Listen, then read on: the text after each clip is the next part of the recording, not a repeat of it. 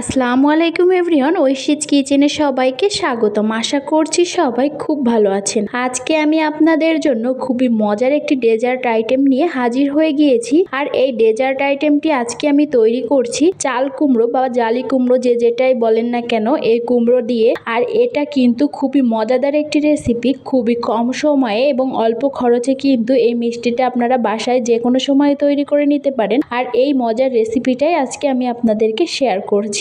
ইনশাআল্লাহ আপনাদের অনেক ভালো লাগবে। তো চলুন এই মজার ডেজার্ট আইটেমটি আপনাদের সাথে শেয়ার করা যাক। এখানে আমি একটি কচি চাল কুমড়ো নিয়ে নিয়েছি, আর কুমড়োটার সাইজটা মিডিয়াম সাইজের ছিল। আপনারা যে কোনো ধরনের চাল কুমড়ো নিতে পারেন, তবে কাঁচা চাল কুমড়োটা দিয়ে এই রেসিপিটা তৈরি করার চেষ্টা করবেন, তাহলে কিন্তু এই ডেজার্ট আইটেমটা খুবই মজার হয়। আর এটাকে আমি পরিষ্কার করে ধুয়ে এখন খোসাটাকে ছাড়িয়ে নিচ্ছি। চাল কুমড়োটার খোসাটাকে আমি খুব সুন্দর করে ছাড়িয়ে নিয়েছি। এখন আমি এই কুমড়োটাকে মাঝখান দিয়ে কেটে নিলাম আর টুকরো টুকরো করে কেটে নিচ্ছি। টুকরো টুকরো করে কেটে নিয়ে এই চাল কুমড়োর ভিতরের যে বিচিগুলো আছে, এই বিচিগুলোকে আমি কেটে ফেলে দিব। দেখুন আমি কিভাবে চাল কুমড়োটাকে কাটছি, আপনারা ঠিক এইভাবেই চাল কুমড়োটাকে কেটে নিয়ে টুকরো টুকরো করে ছোট ছোট করে কেটে নেবেন।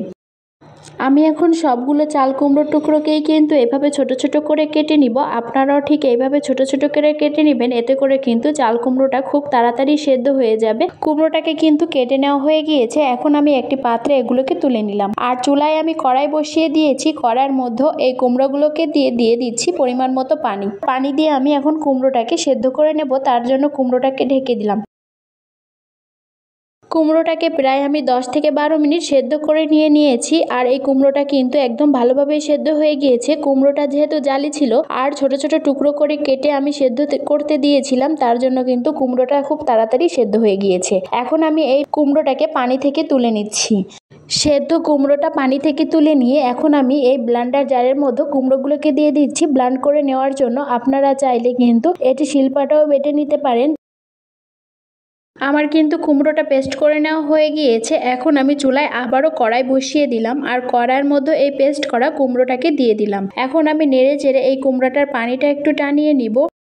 আর এই কুমড়োটা জাল দেওয়ার সময় কিন্তু চুলাটা মিডিয়াম লো ফ্লেমে রেখে আমি এই কুমড়োটাকে জাল করে নিচ্ছি। কিছুক্ষণ জাল করে নেওয়ার পরে আমি এর মধ্যে অ্যাড করে দিচ্ছি হাফ কাপ পরিমাণ চিনি। আপনারা আপনাদের পরিমাণ অনুযায়ী দিয়ে দিবেন, তবে এই ডেজার্ট আইটেমটা একটু চিনির পরিমাণ বেশি রাখলে খেতে বেশি মজা হয়। তারপর আবারও আমি এটাকে নেড়ে চেড়ে একটু পানি টানিয়ে নিচ্ছি। এখন আমি এর মধ্যে অ্যাড করে দিচ্ছি 2টি এলাচ। আপনারা চাইলে এখানে 2টি এলাচের পরিবর্তে এলাচ পাউডারও ইউজ করতে পারেন, এতে করে এই মিষ্টিটা থেকে খুব সুন্দর একটা ফ্লেভার দিবে।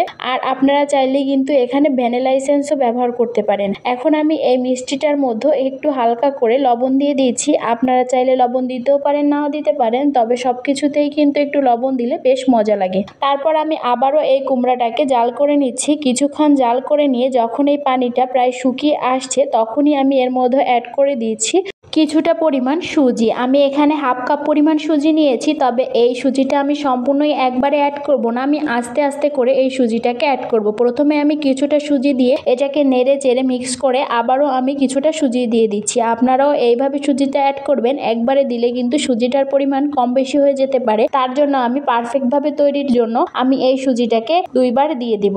প্রথমে আমি কিছুটা দিয়ে নেড়ে চেড়ে আবারও কিন্তু আমি বাকি সুজিটুকু দিয়ে দিলাম।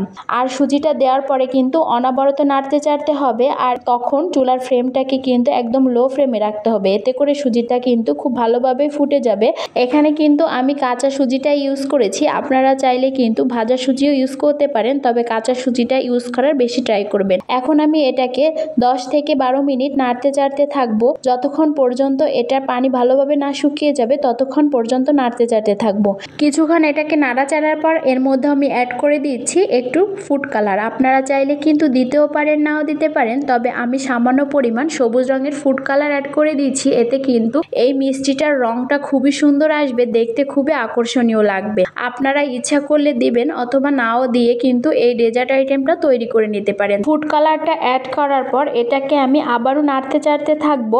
আর চুলার আঁচটাকে কিন্তু একদম লো ফ্লেমে রাখতে হবে, না হলে কিন্তু নিচ থেকে লেগে যেতে পারে। আমি কিছুক্ষণ আবারও নাড়াচাড়ার পর যখন এটি প্রায় হয়ে এসেছে, তখন কিন্তু আমি অ্যাড করে করে দিচ্ছি 1 চামচ পরিমাণ ঘি। ঘিটা কিন্তু এখানে অবশ্যই দিতে হবে, তা না হলে কিন্তু এই মিষ্টিটার আসল ফ্লেভার বা স্বাদটাই আপনারা পাবেন না। আমি ঘিটা অ্যাড করার পরে দেখুন কি সুন্দর করে এই মিষ্টিটা উপরে উঠে আসছে কড়াই থেকে। আর এভাবেই কিন্তু এই মিষ্টিটা তৈরি করে নিতে হবে। আমি এখন ঘি দেওয়ার পর নাড়তে চাড়তে থাকছি, আর নাড়তে চাড়তে কিন্তু দেখুন কড়াই থেকে এই মিষ্টিটা উঠে আসছে। এখন আমি একটু হাতে নিয়ে দেখছি যে এটা পারফেক্ট ভাবে তৈরি হয়েছে কিনা। এটা যখন একদমই কড়াই থেকে উঠে আসতে চাইবে তখনই কিন্তু এটি পারফেক্ট ভাবে তৈরি হয়ে যাবে।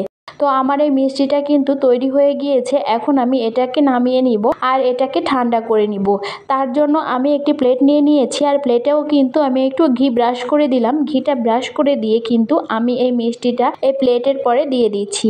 প্লেটের পরে দেওয়ার পরে আমি দেখলাম যে দুটো এলাচ দিয়েছিলাম, এই এলাচ দুটো মিষ্টির মধ্যে রয়ে গিয়েছে। আমার তুলতে মনে ছিল না। আপনারা কিন্তু অবশ্যই এই এলাচ দুটোকে এখন তুলে ফেলে দিবেন, না হলে কিন্তু যখন মিষ্টিটা খাবো আমরা তখন গালের ভিতর এলাচটা পড়লে খুব একটা বেশি ভালো লাগবে না। অনেকেই কিন্তু এটা একদমই পছন্দ করে না, তার জন্য আমি এলাচ দুটোকে তুলে ফেলে দিচ্ছি। এলাচ দুটো তুলে ফেলে দিয়ে আমি আবারও এটাকে একটি শেপ করে নিচ্ছি।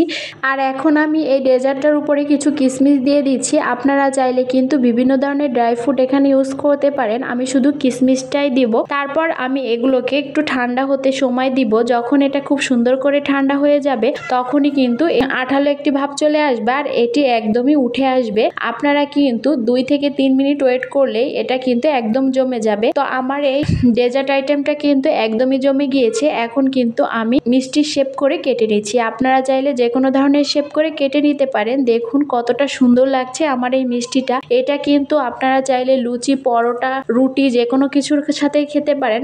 আপনার বাসায় আসা গেস্ট অথবা আপনার প্রিয় মানুষগুলোকে এই ধরনের যদি একটি ডেজার্ট আইটেম তৈরি করে দেন তাহলে কিন্তু তারা অবশ্যই অনেক পছন্দ করবে, আর তারা বুঝতেই পারবে না যে এটা আপনি কি দিয়ে তৈরি করেছেন। এটা কিন্তু অসম্ভব মজাদার একটি মিষ্টির আইটেম। আমার এই রেসিপিটা যদি আপনাদের ভালো লেগে থাকে তাহলে অবশ্যই আমার চ্যানেলটা সাবস্ক্রাইব করে লাইক, কমেন্ট, শেয়ার করে দিয়ে রাখতে পারেন। আর যারা ফেসবুক পেজ থেকে দেখছেন তারা অবশ্যই লাইক এবং ফলো দিয়ে রাখবেন। ধন্যবাদ।